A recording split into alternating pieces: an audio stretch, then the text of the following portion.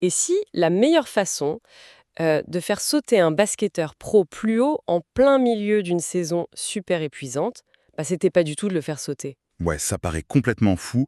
On a toujours cru que pour être plus explosif, il fallait inlassablement répéter ces mêmes mouvements explosifs, genre encore et encore en salle de sport. C'est ça. Au lieu de ça, on le force à tirer de toutes ses forces sur une barre en fer fixée au sol, une barre qui bougera pas d'un millimètre.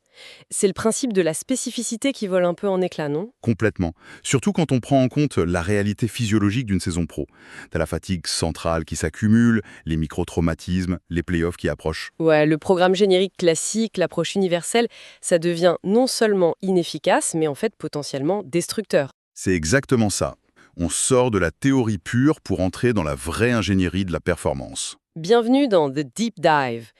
Le but de cette émission, c'est d'extraire les connaissances les plus précieuses à partir d'une analyse académique détaillée, et tout ça sans jargon inutile.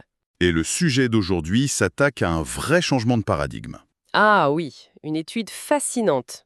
La publication sur laquelle se concentre strictement cette analyse s'intitule, attention c'est un peu long, Effectiveness of an Individualized Training Based on Dynamic Strength Index on Sprinting, Jumping and Change of Direction Performance in Basketball Players, a Randomized Controlled Trial.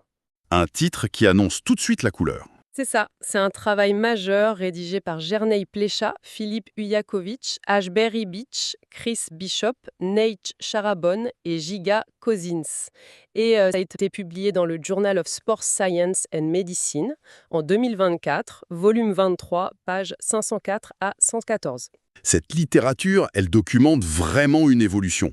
On ne cherche plus à juste ajouter de la charge de travail au hasard, on cible chirurgicalement le déficit du système nerveux de chaque athlète. C'est la mission de notre exploration aujourd'hui, comprendre avec une clarté scientifique comment une petite métrique biomécanique peut révolutionner la préparation physique au pire moment de l'année, en pleine saison. Et c'est une métrique qui paraît simple sur le papier. D'accord, décortiquons un peu tout ça. Le concept de base ici, c'est le fameux Dynamic Strength Index, ou DSI. Dans le texte, ils le définissent comme un ratio mathématique. Ouais, c'est juste une division en fait. D'un côté, t'as la force maximale produite lors d'un mouvement balistique très rapide. Le saut, quoi. Voilà, le saut, avec contre-mouvement, ce qu'on appelle le CMJ. L'athlète fléchit rapidement les genoux pour emmagasiner de l'énergie dans ses tendons et paf, il explose vers le haut. C'est un test pur de vitesse de contraction. Et de l'autre côté de la division, on a la force statique, ce qu'ils appellent l'isométrie. C'est ça, mesuré par le tirage isométrique à mi-cuisse, ou IMTP. Visuellement, pour ceux qui connaissent pas, c'est radicalement différent du saut. L'athlète est sur une plateforme de force, il attrape une barre fixée au sol à hauteur des cuisses et il tire avec une intensité maximale pendant quelques secondes. Il n'y a absolument aucun mouvement. Rien ne bouge. L'objectif, c'est vraiment de mesurer le recrutement pur des unités motrices par le cerveau. C'est la force brute, la force absolue. Donc l'ordinateur prend la crête de force du saut en newtons et la divise par la crête de force de ce tirage statique. Et on obtient ce fameux DSI qui tombe souvent entre 0,50 et 1,00. Exactement. Et ce chiffre, il nous dit tout. Pour rendre ça un peu plus mémorable, je pensais à une analogie. L'IMTP, cette force statique, c'est un peu comme la puissance brute du moteur d'une voiture, non?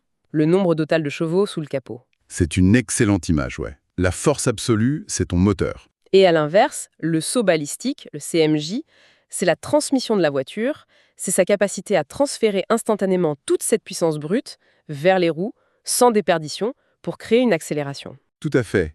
Et donc le DSI, c'est le diagnostic de ton garagiste. Il te dit immédiatement si ta voiture a besoin d'un plus gros moteur ou si elle a juste besoin d'une meilleure boîte de vitesse. C'est brillant. Donc, si le ratio est faible, ça veut dire quoi en termes d'entraînement alors? Si le ratio est très bas, ça veut dire que l'athlète a un moteur énorme, une force statique impressionnante sur la plateforme, mais une transmission complètement défaillante. Il n'arrive pas à exprimer cette force assez vite. C'est ça. Sur un terrain, tu as quoi? 200 millisecondes pour sauter. S'il est trop lent à activer ses muscles, sa force ne sert à rien. Ce profil-là, il a besoin d'un entraînement balistique, des charges légères, bouger à une vitesse maximale pour rééduquer le système nerveux. Ah, je vois. Mais si on pousse la logique dans l'autre sens, un DSI très élevé, disons au-dessus de 0,90, ça veut dire que la transmission est presque parfaite, non? Ouais, l'athlète utilise quasiment toute la force dont il dispose quand il saute. Le problème, c'est que son réservoir de force totale est minuscule. Son moteur est trop petit. Exactement. Le faire sauter encore plus à l'entraînement, c'est totalement inutile. C'est comme essayer d'améliorer l'aérodynamisme d'une voiture qui n'a qu'un moteur de tondeuse. Cet athlète, il a un besoin urgent de soulever des charges très lourdes pour construire de la force absolue. C'est fou, c'est le profilage force-vitesse poussé à son extrême. On arrête de deviner ce dont l'athlète a besoin en se basant sur le sport qu'il pratique et on regarde directement son architecture neuronale. On comble des déficits spécifiques, ouais. C'est de l'ingénierie. Mais bon, avoir cette belle théorie élégante en laboratoire, c'est bien beau. L'appliquer sur des joueurs pros dont les articulations grincent après des mois de match, c'est un autre monde. Et c'est là qu'on entre dans la méthodologie de l'étude. Le fameux laboratoire sur le terrain. Et le terrain ici, il est rude. On parle de 43 joueurs de basketball d'élite, moyenne d'âge 19,4 ans. Et le contexte de cette intervention, c'est vraiment le point le plus audacieux de toute la publication. C'est clair, hein. L'intervention dure 5 semaines, mais ils l'ont placé exactement au milieu de la saison compétitive, juste à l'aube des playoffs. C'est le moment de l'année où les corps sont en miettes. Le basketball, c'est des sauts, des décélérations brutales constantes. Le système nerveux central est cramé par les voyages, le manque de sommeil, les tendons sont enflammés. Comment introduire un nouveau stimulus, surtout des charges lourdes, à ce moment-là, c'est vu comme un suicide sportif, non? Le dogme dit de lever le pied. Ah bah oui, normalement, on fait de la récupération passive ou du maintien léger. Ajouter des maxis en salle de muscu, beaucoup de coachs te diraient que c'est une erreur stratégique majeure. Pourtant, les chercheurs l'ont fait. Ils ont divisé les 43 joueurs. Il y a un groupe contrôle de 16 athlètes qui ont continué leur programme générique habituel pour entretenir tout le corps. Un truc standard, classique. Et le groupe d'intervention de 27 joueurs, eux, ils ont été scindés en deux selon leur DESI moyen, qui était autour de 0,89. Ceux avec un ratio inférieur ou égal à 0,90 ont reçu le programme balistique orienté vitesse.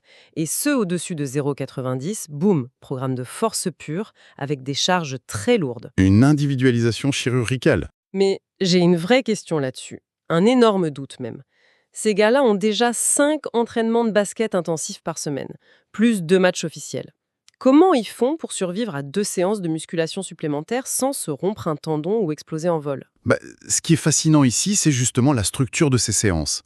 L'individualisation, quand elle est aussi précise, c'est en fait un bouclier contre le surmenage. Un bouclier. Attends, comment rajouter des charges lourdes peut protéger? Parce que la surcharge, la blessure, elle vient rarement de l'intensité pure.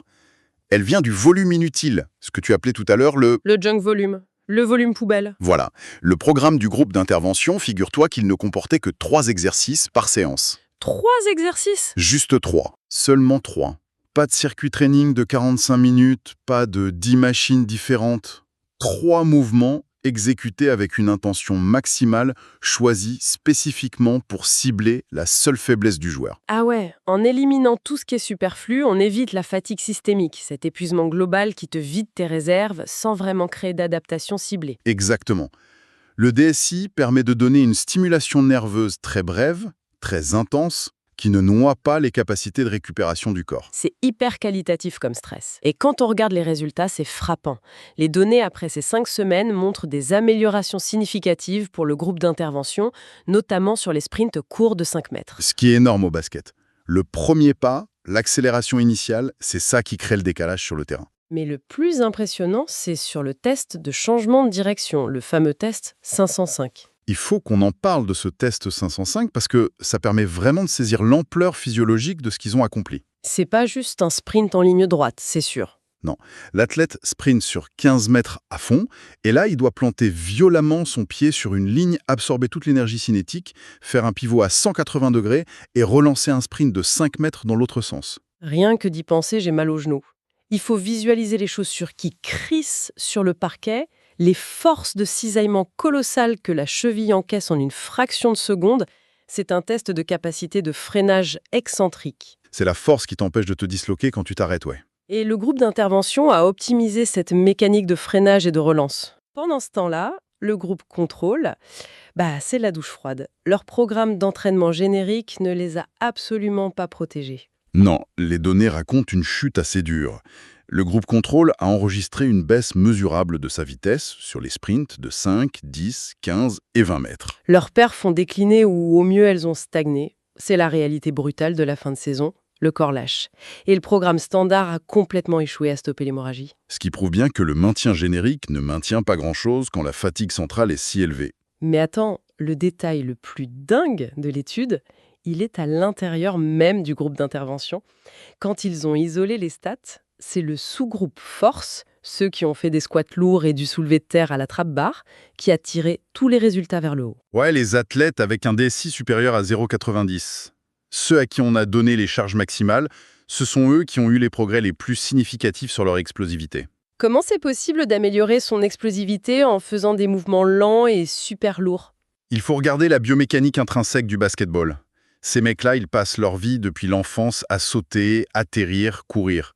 Leurs fibres musculaires, leurs connexions neuronales, tout est déjà hyper spécialisé dans la vitesse. Ils sont dominants en vélocité depuis toujours. Leur utilisation de l'énergie élastique des tendons est déjà presque parfaite. C'est ça. Leur transmission tourne à plein régime. Donc si tu leur donnes encore plus d'exercices pliométriques ou de sauts, tu essaies d'optimiser un système qui est déjà au max. Ils n'ont plus de marge de progression là-dessus. Leur vrai goulot d'étranglement, c'est le moteur. La force absolue. Exactement, le test IMTP l'a mis en évidence. En ciblant cette faiblesse avec de la vraie force en salle, on augmente l'épaisseur des fibres, on synchronise mieux les unités motrices. On leur donne littéralement plus de chevaux, et comme ils savent déjà parfaitement comment transmettre cette puissance au sol, leur explosivité naturelle crève le plafond. Même avec la fatigue de fin de saison. Ils ont construit des fondations massives sous un bâtiment qui était déjà conçu pour la vitesse. Alors, qu'est-ce que tout cela signifie? Au final, 2 séances par semaine, avec juste 3 exercices ciblés, ça suffit pour inverser la courbe de fatigue au moment le plus critique de l'année. Si l'on relie cela à une perspective plus large, les implications sont immenses. L'industrie de la prépa physique doit revoir ses standards. Les auteurs de l'étude remettent même en question ce fameux seuil de 0,90. Transmission exceptionnelle. Donc ce seuil de 0,90 est peut-être beaucoup trop haut, trop conservateur pour eux. Très probablement. Si on avait mis le seuil à 0,85, une immense majorité de l'équipe serait passée dans le programme Force. Et vu que c'est ce groupe qui a eu les meilleurs résultats, l'équipe entière aurait pu exploser ses performances. Au final, la grande majorité des basketteurs semble avoir un besoin systématique d'entraînement en force brute pendant la saison. L'outil de mesure doit s'adapter à la typologie du sport, c'est clair. Mais bon, en tant que scientifique, il faut aussi reconnaître les limites de l'étude. Ce ne sont que des hommes, que des basketteurs de très haut niveau. Un amateur de niveau régional ou un rugbyman professionnel aurait peut-être des ratios et des réponses physiologiques totalement différentes. Et puis il y a la variable incontrôlable par excellence, le temps de jeu pendant le week-end. Les chercheurs ne sont pas sur le banc à dire au coach sors ce joueur, il faut contrôler sa fatigue périphérique. Ouais, ça introduit des fluctuations inévitables. Certains ont joué 35 minutes, d'autres 10. Mais bon, les marges de progression dans le groupe force sont tellement nettes que ça ne peut pas être juste une anomalie statistique due au temps de jeu. Non, les résultats sont trop solides pour ça. C'est tout le prix, mais aussi la beauté de la recherche appliquée sur le terrain. Le chaos du sport réel ne peut jamais être totalement neutralisé. C'est là que ça devient vraiment intéressant. Si on prend ce croisement entre biomécanique de pointe et gestion de la fatigue, on utilise une métrique comme le DSI pour préserver l'énergie d'un sportif d'élite épuisé, juste en supprimant le volume inutile. Ouais. Comment ça pourrait s'appliquer à monsieur et madame tout le monde? Au programme de remise en forme dans les salles de sport commerciales? Ah, c'est le prochain grand défi des sciences du sport, sans aucun doute. Parce que les programmes génériques, le fameux one size fits all, c'est encore la norme partout, même dans beaucoup de protocoles de rééducation. Est-ce que ces approches sont vouées à disparaître? La logique voudrait que oui. Avant même de te faire le moindre squat ou saut, on devrait évaluer ton profil neuromusculaire. Savoir instantanément si tu as besoin de consolider ton moteur ou de réparer ta transmission, sans te faire perdre ton temps et ton énergie avec des mouvements qui ne t'apportent rien. Et avec la miniaturisation technologique, c'est plus de la science-fiction.